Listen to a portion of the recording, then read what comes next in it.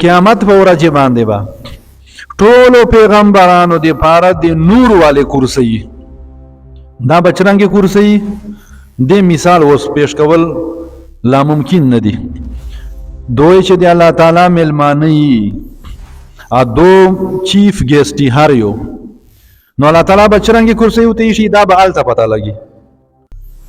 نو هر پیغمبر به په خپل کرسی باندې ناشتي پیغمبر علیہ السلام فرمایي چې زه په خپل کرسی نه ناست صحابه ورزو که یا رسول الله به اوله نو پیغمبر علیه الصلاۃ والسلام موږ سره چور امینه ده پیغمبر علیه الصلاۃ والسلام ته فرمایل